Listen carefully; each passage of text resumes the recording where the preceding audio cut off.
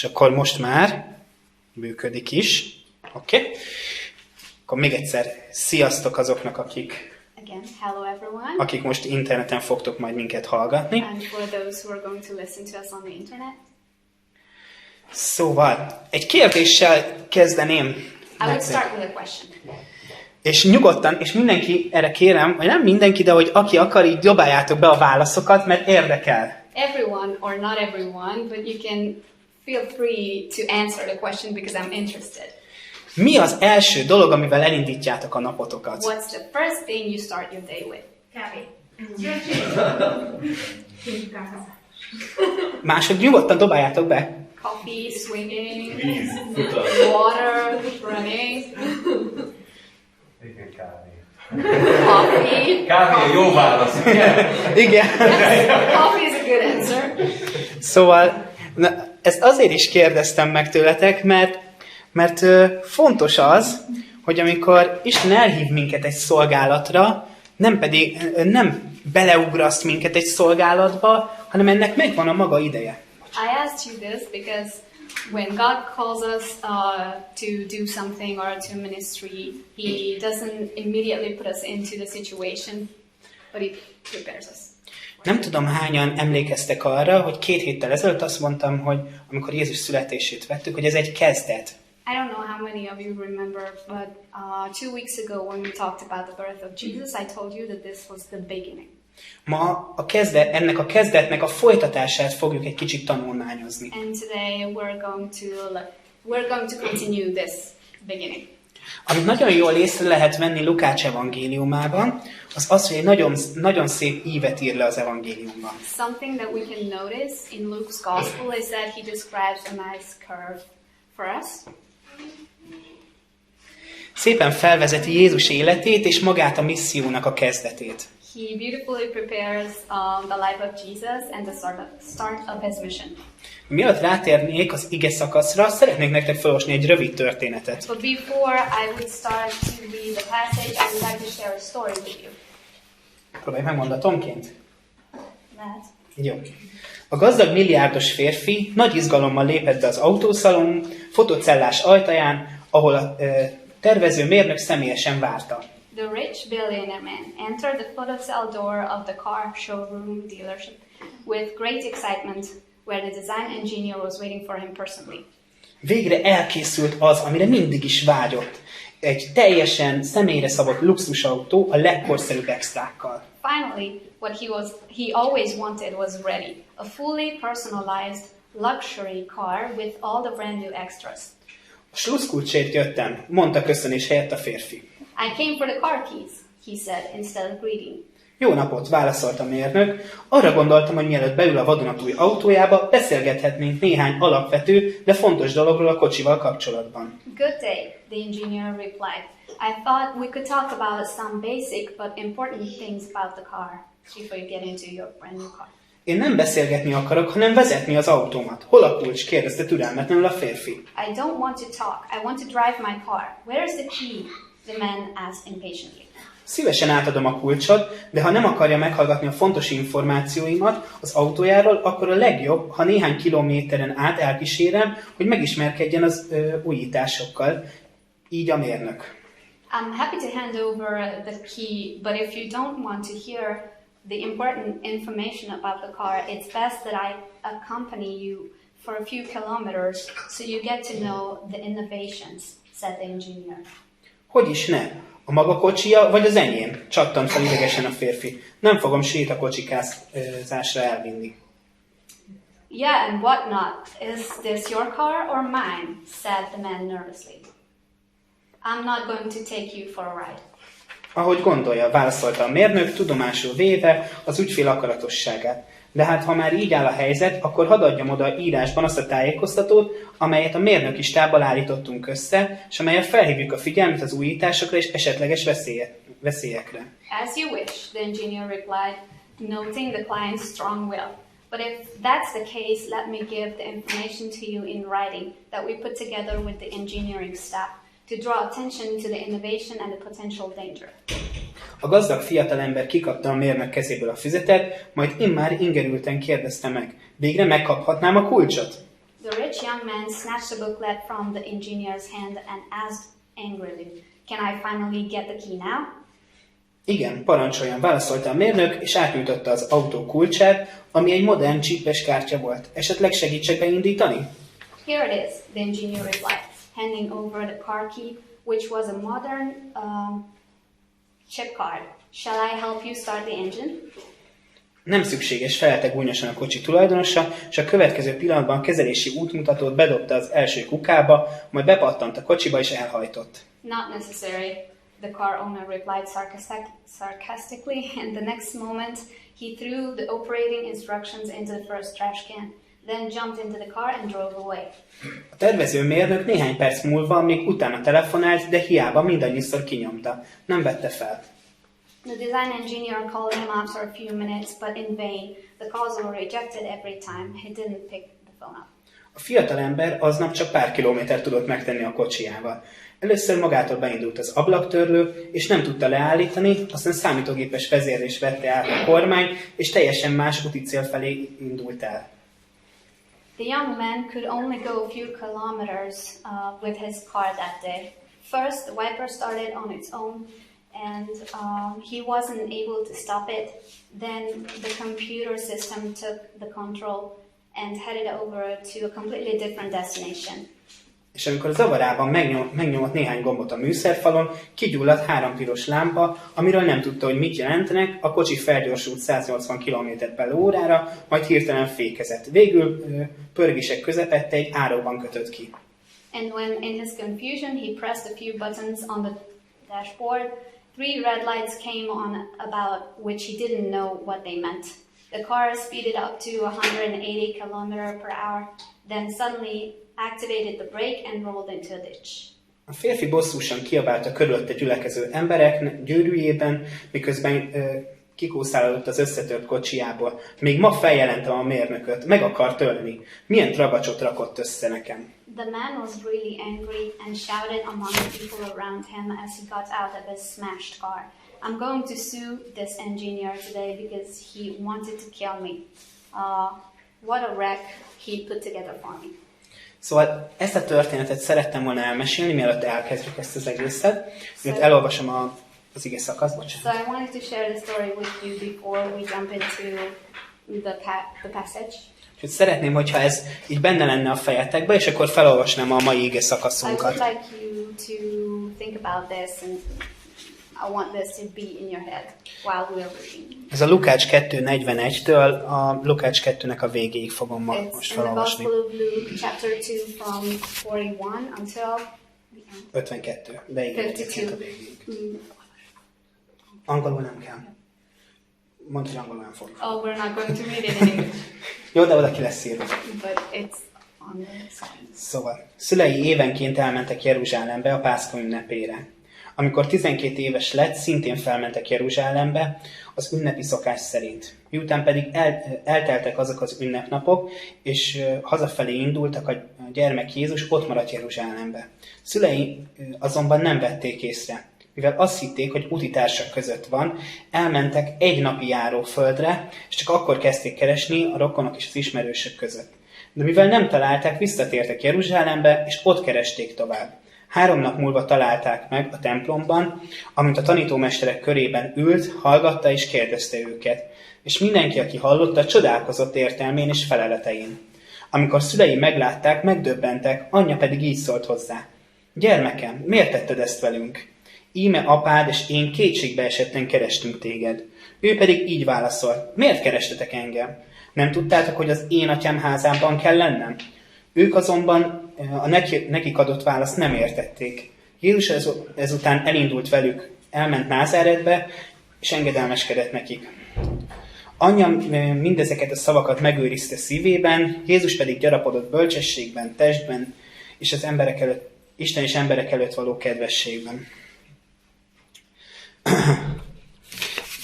Ez a szakasz kivételes, mert az evangéliumok nem sokat beszélnek Jézus, sőt semmit nem beszélnek szinte Jézusnak a tínédzser koráról. This section is a special one because the Gospels don't really talk about Jesus' childhood or when he was a teenager. Az apokrif evangéliumok gyakran szeretik ezeket a részeket kutatgatni, hogy Jézus biztos elment keletre, a Kínába, és tanult mindenféle bölcsességet. But the apocryphal Gospels mention these things about the child Jesus, how he went to where? Igen. China and gathered Mindegy all ilyen these hülyeségek. wisdom. De ma nem erről szeretnék beszélni, But this is not what I would like to talk to you about. hanem arról szeretnék beszélni, hogy mi az első kérdés, ami fölmerül bennünk ezzel az ige szakasszal kapcsolatban. But I want to ask, what's the first question that arises in you related to this passage? Főleg azoknak, akiknek gyerekeik vannak. Especially those of you who have kids. Hogy hagyhattak ott egy gyereket? How can they lose a child? Úgy, hogy egy napig észre se vették, hogy nincs ott a gyerek. That they didn't even notice it for a whole day. Ez számunkra elképzelhetetlen, This is something that we cannot even imagine. de ilyenkor azért azt kell elképzelni, hogy ilyenkor Jeruzsálem megtelt emberekkel. But in this time, Jerusalem was filled with people. Tehát a zsidó emberek felzarándokoltak Jeruzsálembe. And Jewish people went up to Jerusalem. És ilyenkor családként mentek föl Jeruzsálembe, és nem pedig személyenként. They went up as a family altogether, not just individually. És ilyenkor a családon belül egymás gyerekeire is vigyáztak. And within the family, they watched each other's kids as well. És ezért volt az, hogy Máriának és Józsefnek nem tűnt föl az, hogy Jézus nincs ott, úgy volt fel, biztos játszik más gyerekekkel. That is why Mary and Joseph didn't notice that Jesus was not there. They thought that maybe he's playing with the other kids. De amikor már ideje nem látták, akkor azért feltűnt neki. But after a while, not seeing him, they noticed. És ugye elindultak vissza. And then they turned back, went back. És ugye amikor megtalálták Jézust, látták, hogy ott van a templomnál. And when they found Jesus, they saw that he was at the temple. És itt az érdekes, hogy Jézus hallgatta a tanítómestereket, és kérdezett tőlük. The interesting thing was that Jesus was there with the teachers, listening to them and asking questions from them. Majd ugye miután ott voltak a szülei, megkérdezték tőle, hogy mit csinálsz itt? And since his parents were there, they asked him, what are you doing here? És ő egy olyan választ adott, amiből már kitűnik, hogy ő 12 évesen teljes mértékben tisztában volt a küldetésével. And he gave them a response which shows that being 12 years old, he was completely aware of his mission. Azzal a küldetésével, hogy neki majd meg kell váltania a világot. The mission that he had, that he will have to save the world. És tudta jól, hogy ő kihez tartozik. And he knew whom he belonged to. De akkor jogosan fölmerül a kérdés, hogy egyébként ezekről a részekről miért nem beszél mondjuk a többi evangélium? Naturally, we have the question why the other Gospels don't mention it. Vagy egy másik kérdés, hogy miért nem maradt ott már akkor Jézus, és kezdte el oktatni ott az embereket, hogyha már ennyire jól tudott minden. Another question, why didn't Jesus just stay there teaching the people that once he knew everything about all things? Vagy Lukács miért rakta bele ezt a szakaszt? Or why did Luke put this into his gospel? Ezek mind nagyon jó kérdések. These are all very good questions. Meggyőződésem szerint Lukács azért rakta bele ezt a szakaszt, hogy megadja Jézus missziójának a kezdetének a körvonalát. I'm sure that Luke put this section into his gospel so that he would draw a picture to us about Jesus' ministry. Szóval ma az elindulásról fogunk egy kicsit beszélni. So we're going to talk about how things started. Azt kérdeztem tőletek az előbb, hogy hogyan indul el általában a reggeletek. In the beginning, I asked you, how do you start your day? Furcsának tartom, hogy egyikőtök sem azt mondta, hogy kiugrom az ágyba és megyek dolgozni. And it was really strange that none of you said that I just jump out of bed, dressed up, and then go to work. Mindannyiunknak megvan a maga felkészülési periódusa. All of us have this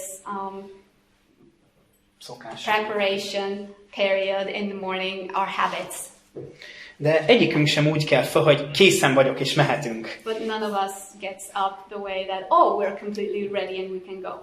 És ugyanez van akkor is, amikor Isten elhív bennünket. That's the same thing when God calls us to something. Először az életünkben, amikor megvált minket, First in our lives when He saves us, és ugyanez van akkor is, amikor kapunk egy ígéretet, vagy elhív Isten bennünket egy szolgálatra. and that's the same when we get a promise or when God calls us to a ministry. Szeretnék két emberről beszélni nektek nagyon röviden, akik szintén hasonlóan élték meg azt, hogy Isten elhívta őket valamire. And I would like to talk to you about two people that lived through this very similarly when God called them to do something. Akik megfelelő emberek voltak arra a feladatra, amire Isten elhívta őket, de kellett nekik a felkészülés. The correct people who were called for that specific task, but they also needed preparation. Az első ilyen ember nem más, mint Dávid. The first person is no other than David. Ha visszaemlékeztek, Dávid már nagyon korán megkapta azt az ígéretet, és azt az elhívást, hogy ő lesz Izrael királya. If you remember, David very early got this promise that he will be the king of Israel. Nagyon sokat kellett erre várnia. But he had to wait a long time for that. Dávid kapott felkészülési időt arra, hogy a szolgálatát megalapozottan és szilárd, hogy a szolgálatában megalapozott és szilárd legyen. But he got time to prepare for his ministry, that his ministry would be established and solid. És amikor oda került, ő volt a legmegfelelőbb ember arra a feladatra. And when he got there, he was the correct person for the task. Ugye Dávid élete ezért pont nem is volt könnyű. So David's life wasn't really easy. Dávid nagyon türelmesen várta azt, hogy ő mikor kerül abba a szolgálatba bele, ami Isten megígért neki már szinte gyerekkorában. But he patiently waited for the time when he will be put into the ministry that God promised him early on in his childhood.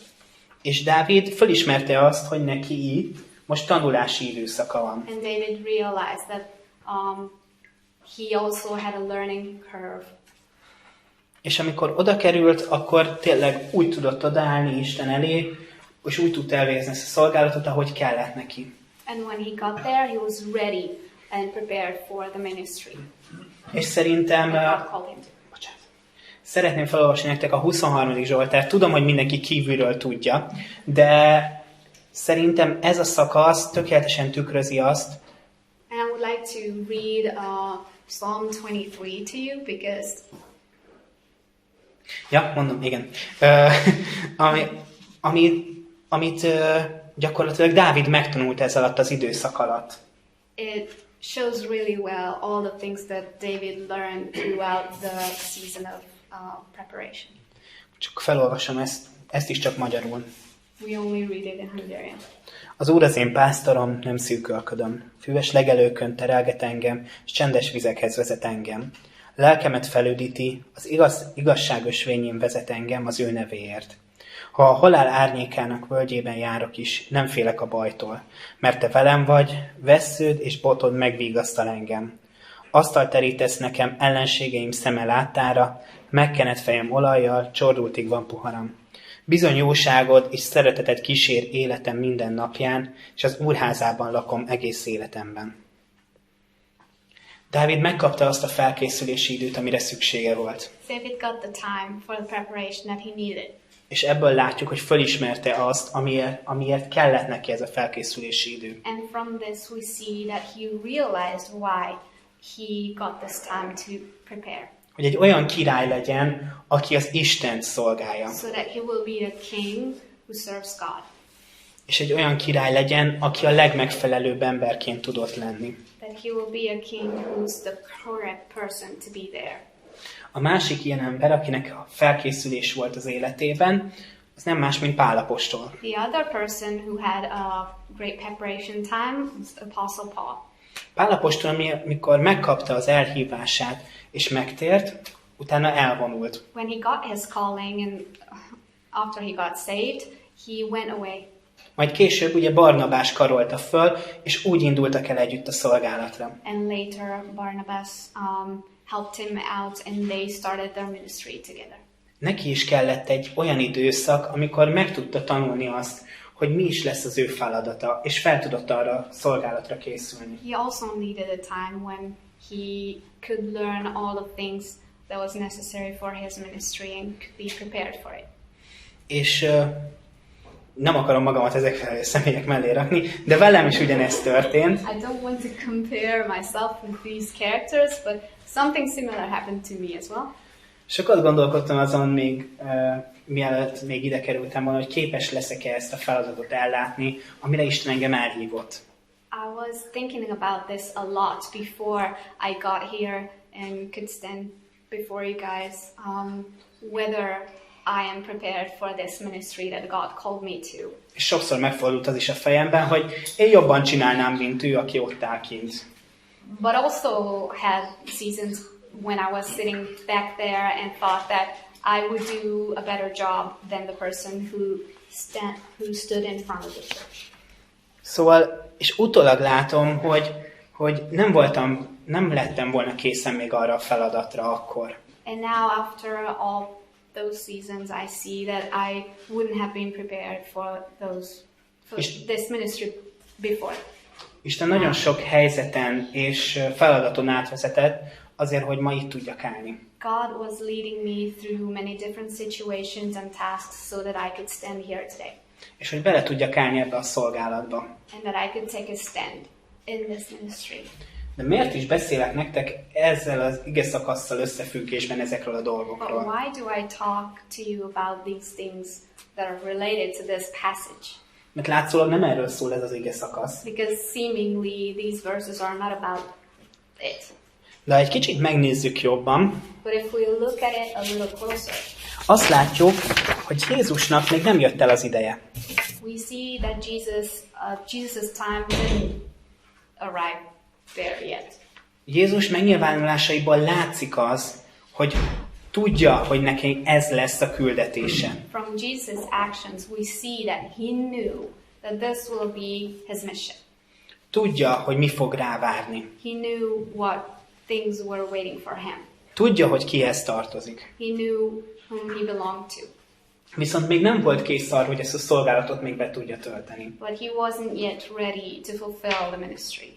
És nem azért, mert nem volt vele a Szentlélek, vagy akármi, And not because the Holy Spirit wasn't there with him, hanem mert még ahogy az ige is írja, hogy később növekedett testileg, szellemileg, Isten és az emberek előtti kedvességben. but as the word also says that later on he was growing spiritually and physically in the kindness in front of people and God.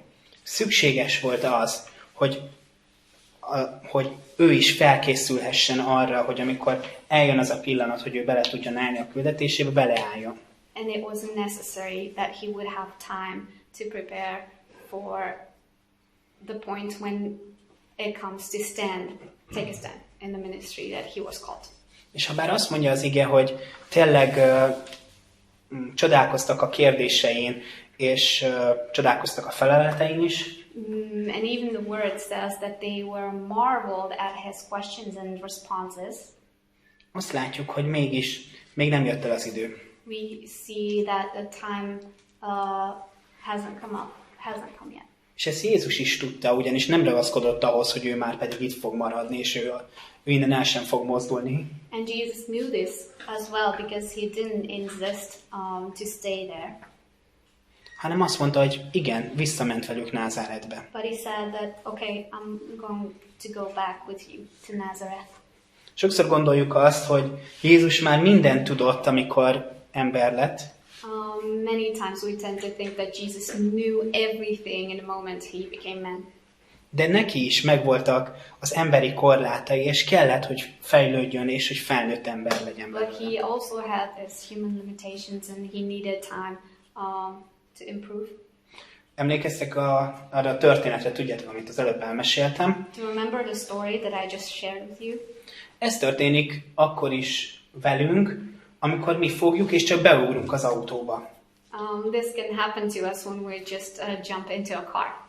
Lehetek én akármilyen ügyes, elhívhatott engem Isten akár dicsőítésre, tanításra, vagy gyerekszolgálatra, bármire, I can be really good at something and maybe I have a call from God to participate in worship or do kids ministry or do teaching.